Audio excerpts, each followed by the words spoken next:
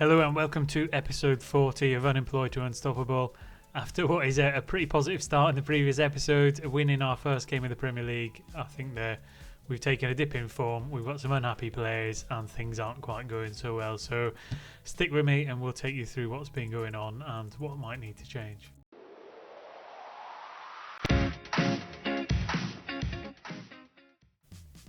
Welcome back. So first thing as always is through the fixtures since you were with us.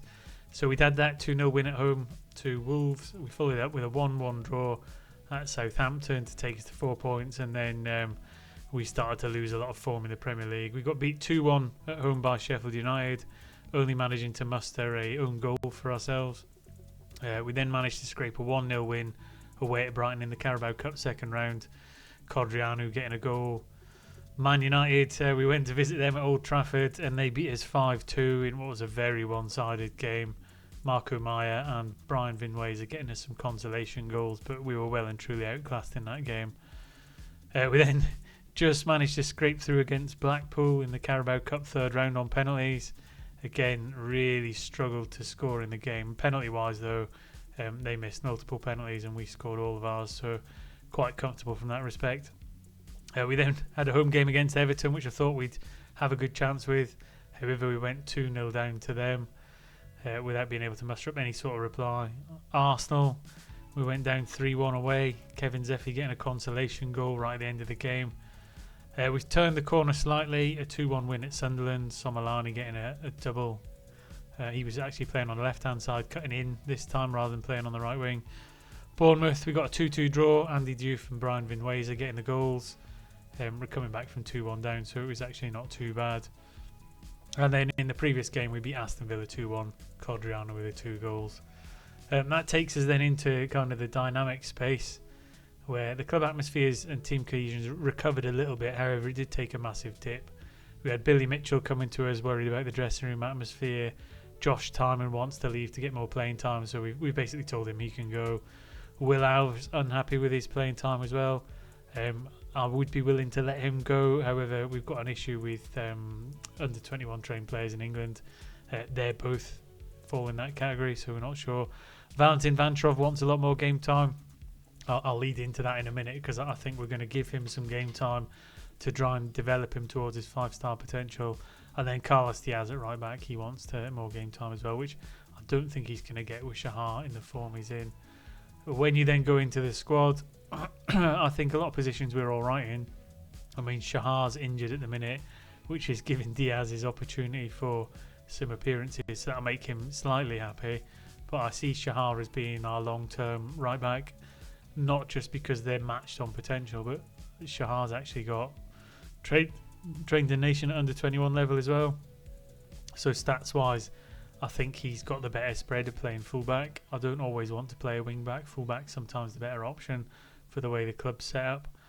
So I think Shahar will be the long-term future at right-back and Diaz might have to move on. However, if he does move on, we do have a ready-made replacement somewhere. Or we did have, unless I've sold him. But we did have a ready-made replacement, but I think we would just look at promoting somebody from the youth system or bringing in a youngster in that position to fill in, to try and maintain this homegrown in nation. Because Kerr Smith, won't be long before he's unhappy with his playing time.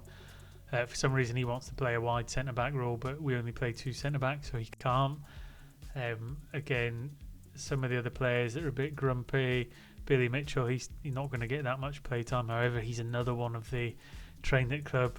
Now you need to have 8 in the squad. We've only got 8 there, and we've got 1, 2, 3, 4 that probably want to get away, so we're going to have to find 4 more replacements for them.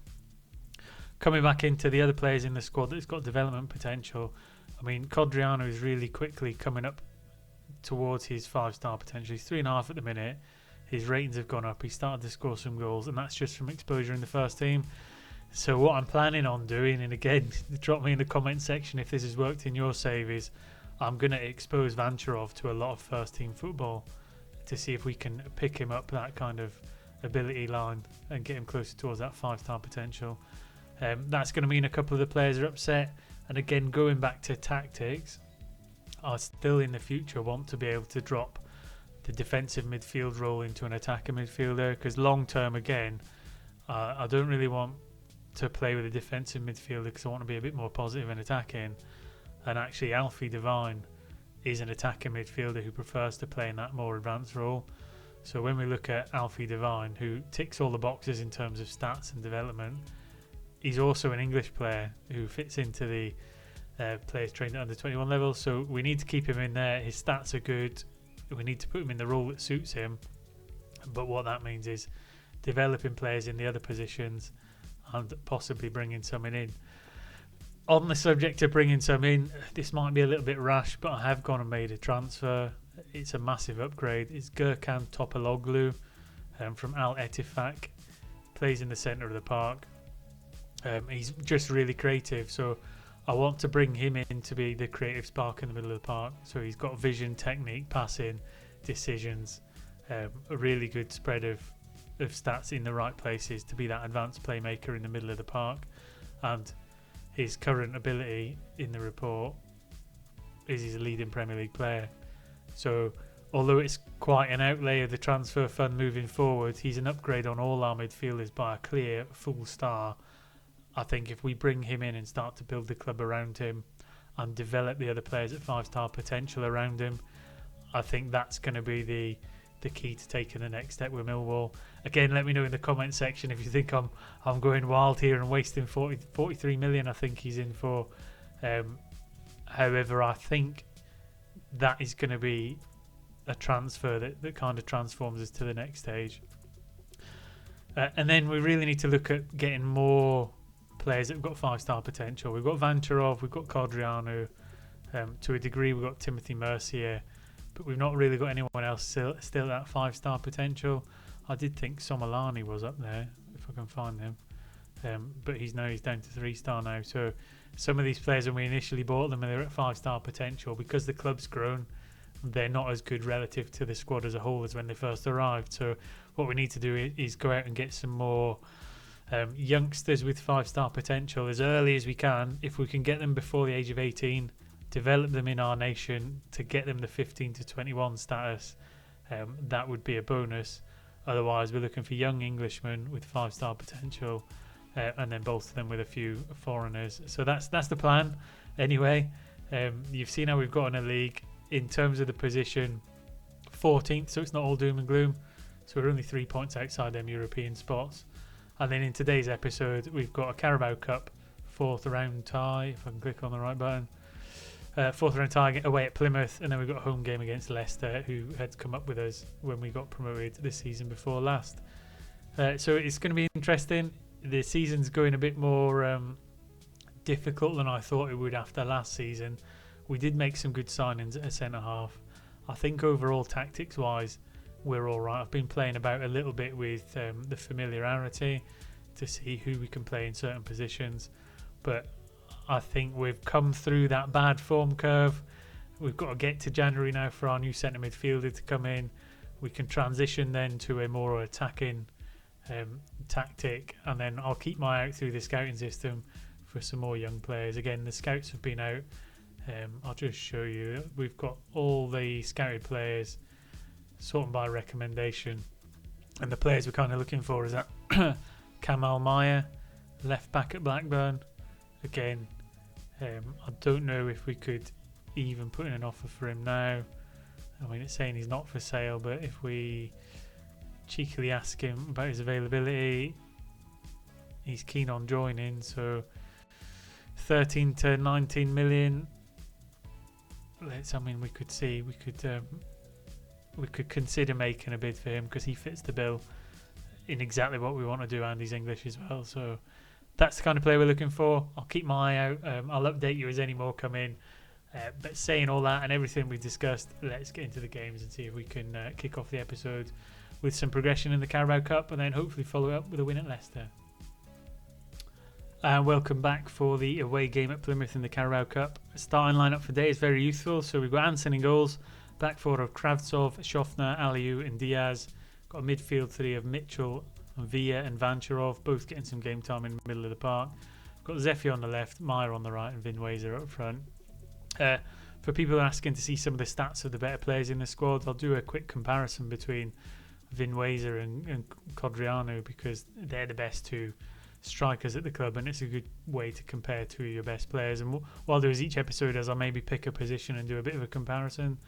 Codriano is missing out today more because of fitness than anything else, but Vinweza, he's got all the stats we need for an advanced forward. Again, he's got technique, dribbling, finishing, first touch. They're the three you generally look for in your advanced forwards, to have a good spread of them three. He's got acceleration, he's got pace, so all round stats wise, he's actually a really, really good player. When you do a bit of a comparison then with Codriano, if I can find him, is you get a little spread graph down the bottom, and when I look at that, I think personally the blue player's probably got the best overall stat spread by that picture. However, you can also look at it as a comparison between attributes, and when you look at, dribbling Vinweza, finishing Vinweza, but first touches with Codriano. When we get over to the physicals and look at pace, acceleration and pace is all Vinweza. So whereas it looks like Codriano is the better player for me on the stats graph, actually when you look at the attributes that are particular for the advanced forward role, Vinweza might actually have the edge. He's got the stats in it specifically the right places you need. So again, it's just a little way you can look at it in different ways before you assess who you think the best player is.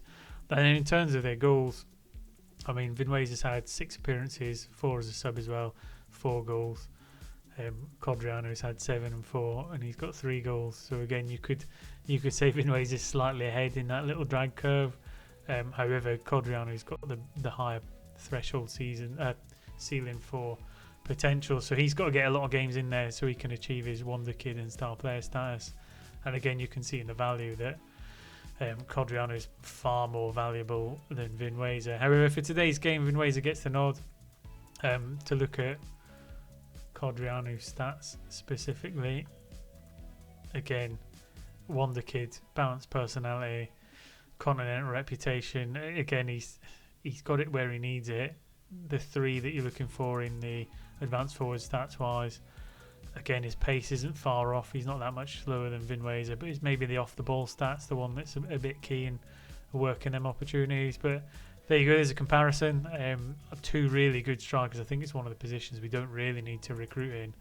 I would argue that we just need a little bit of a tickle in the middle of the park, and maybe a right back in the future. But would we need a goalkeeper? That's another one to look at really, is Caleb Anson, who's our first choice goalkeeper. Again, stats wise is really good. He's only a 3-star current ability goalkeeper. When we look at the reports, he's a good Sky Bet Championship player. He's got potential to be decent Premier League, but he's actually got no more real growth in that spot. So unless he grows beyond his limited potential, I think we're probably going to need to replace him in the future. But again, it's replacing a player who's got the under-21 English status, which is the conundrum that I've got, is trying to meet all the squad rules of the 25-man squad to be legal against the Premier League rules. So all that being said, all that waffle out of the way, let's get into the game and see if we can do away with Plymouth. I think we should be able to. Last couple of games we've picked up a little bit of form. I don't think it helped form-wise when we got Man United and Arsenal in quick succession, because I think heads dropped as a squad. Then you had just a poor timing of players wanting to be first teamers. Josh Tymon is probably never going to be a first teamer for us now. He's third choice, but in Kravstov and Mercier, so I don't know what he realistically thinks his playing time is going to go up by as they make a quick break at the start of the game, 30 seconds in, and get the first opportunity, curling it past Hansen's top left-hand corner. But again, balanced mentality. I'm just trying to keep it a little bit easy at the minute. Vancharov and Villa, not our main 2 starting midfielders, but like I said earlier, I really want to give Vancharov a really good run of games. In fact, I might even put him in his favoured position if we just tweak him from being an attacking playmaker to central midfielder on attack, and just really let him develop in the position he wants to play. If we went out of the Carabao Cup, it wouldn't be the end of the world. We just really need to get the squad to develop in the right way. and be competitive in the Premier League. I would like to win the Carabao Cup, but I don't want to put all our eggs in that basket at the expense of a good finish in the Premier League. Van Trov with a break now up the right hand side, but he's tackled quite easily and the ball's put out of play. Not really too many chances in our favour. Kevin Zeffy picks up an injury on the left hand side. I think we'll give Will Alves a run out. The temptation is to put Hansen Aaron on there, but he's played quite a lot of games recently, and Alves is another player that I'd quite like to keep on side. Again, he's on an inverted winger role, cutting inside forward on the other side, but again, we're not really getting the ball in the areas we want as it currently stands. Plymouth dominating, I would say, as we approach half time, and they get the goal they probably deserve. So we're 1-0 down away at Plymouth, and this would be chalked down as a bit of a cup upset, really. A little ball through the middle, in between the two centre halves. Hansen unable to stop it despite the Hollywood Sky Sports dive. And we've really got our work cut out in the second half now. Vinweiser not having a great game. I think we'll have to get him off and get somebody else on up there. I want to see something definitely different in the second half. We'll get Vinweiser off, get Codrianu on. Will Alves will make him inside forward on attack. So we've got the three attackers in there. Villa will make him a bit of an advanced playmaker. We'll keep him on support and see if that little bit extra attacking can just get us the opportunity we need. We have got a couple of other subs on the bench to bring on if we need. We might even go even more attacking and take off the defensive midfielder in Billy Mitchell and bring on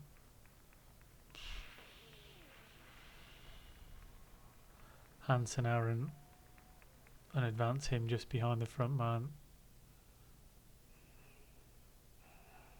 and stick him as the advanced playmaker in support and take Villa off that, put him back on the box to box. Confirm the change, and then we'll go positive mentality and shout some encouragement. And with 30 minutes to go, I mean, Marco Meyer for Somolani has been touted as well.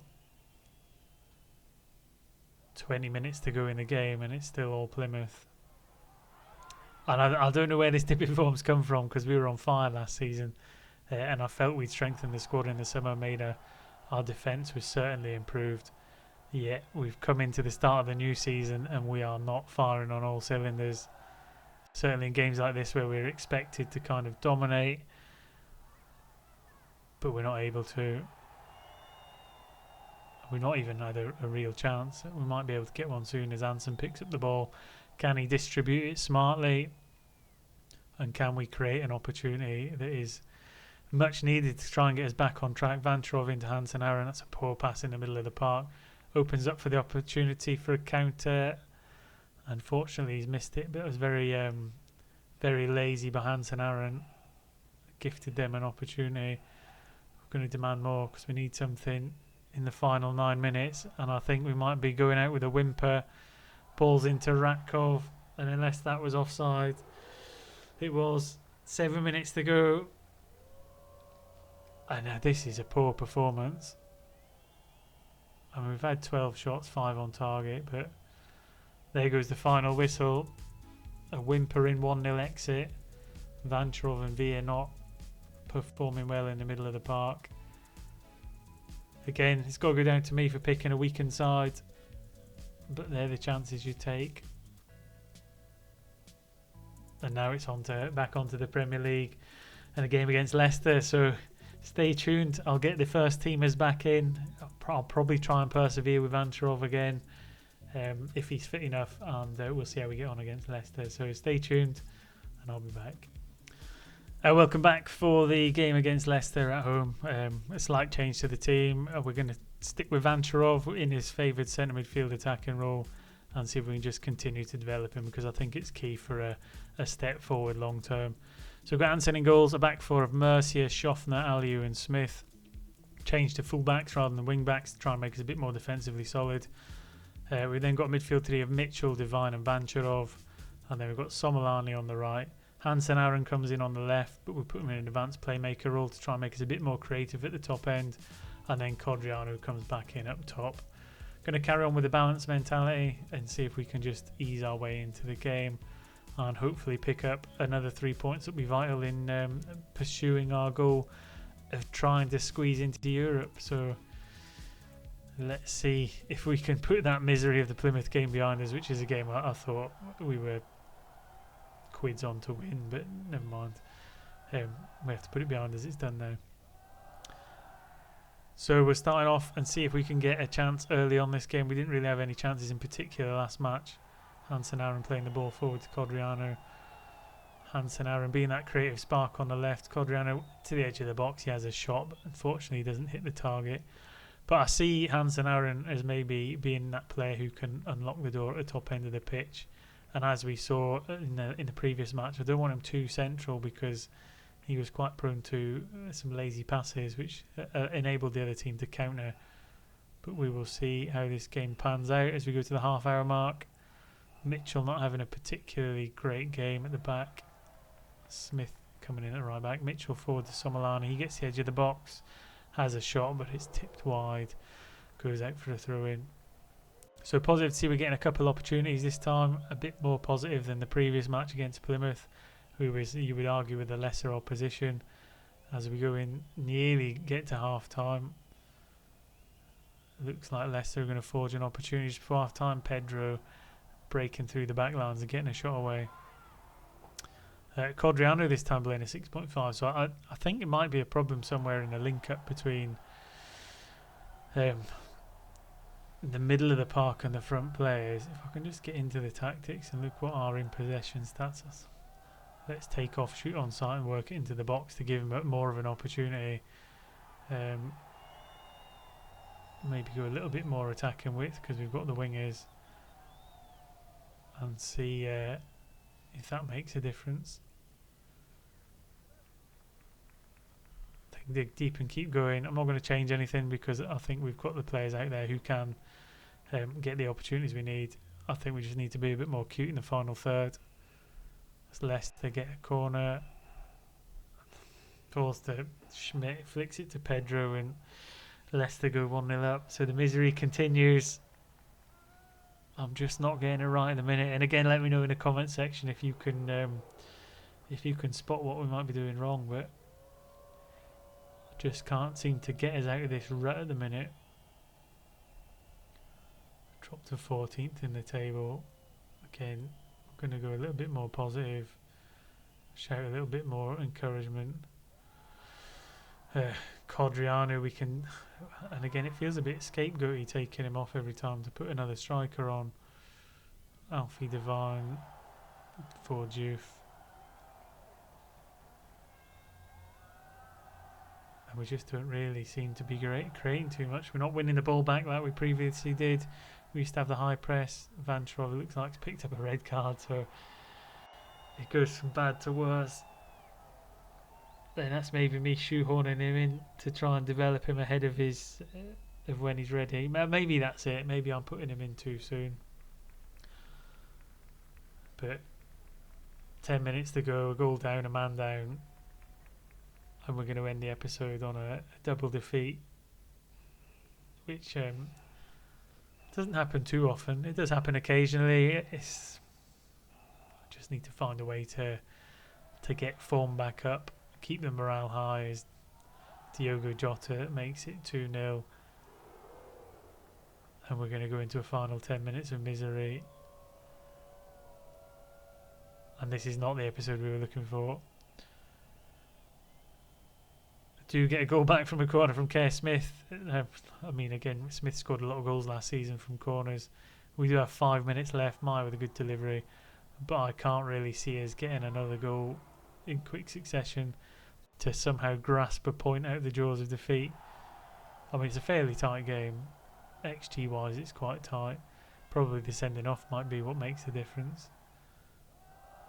Again, unless we're going to win this ball back in midfield and spark a counter.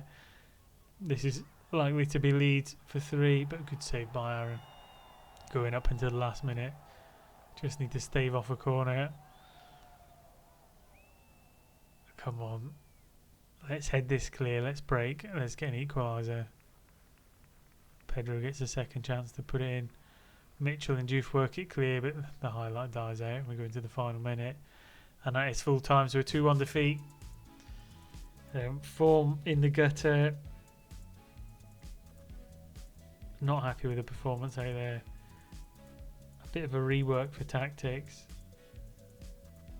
Vancherov has let us down there. Back to the drawing board. What do we do? Do we drop the defensive midfielder and go a bit more attacking to try and score more goals and make us a more goal threat up front? I think we might have to. We're not keeping out the goals. We might just have to bite the bullet and try and outscore the opponent. It's risky, but I think that then sets us up for when the new midfielder comes in, because he has confirmed that he will be joining us. If I can find it. It was down there somewhere. And I can't quite find it. There you go. Gökhan Topaloglu has decided to sign for us. He's going to be a star player. And I think if we can get him in to be the creative spark in midfielder and drop the defensive midfielder, I'm not pinning all my hopes on that being the answer. But I think it's going to be a step forward. Again, let me know in the comment section if you think I'm barking mad, or you think I've lost the plot. Maybe this could be the end of my time at Millwall. But we'll keep going. I'm hoping we can make it into January, get him in there, mould the club slightly, develop a few players, maybe bring in 1 or 2 more transfers to rescue the season, and go again next year. Once again, thanks for watching. Massive thank you to everyone who helped us get to 50 subscribers. It's been brilliant, and I really appreciate the support, and it's helped the channel grow. And until next time, stay safe, have fun, and take care.